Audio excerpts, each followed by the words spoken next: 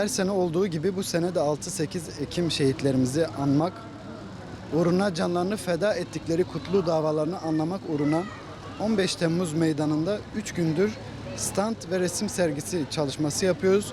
Bu çalışmalarımızın, etkinliklerimizin en sonunda ise bizler 8 Ekim akşamı parti sözcümüz ve milletvekilimiz Sayın Serkan Ramanlı'nın katılacağı salon programıyla inşallah bu etkinliklerimizi neticeye erdireceğiz, sonlandıracağız inşallah. Tabii bu dava peygamberlerin davasıdır. Bu davanın varisleri biziz.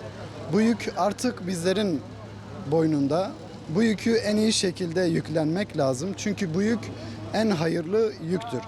Buradan bütün genç kardeşlerimize seslenmek istiyorum. Gelin bu davayı hep birlikte omuzlayalım.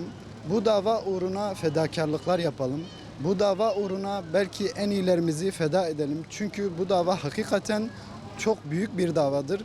6-8 Ekim şehitlerimiz de göstermiştir ki bu dava uğruna canların dahi feda edilebileceği bir davadır.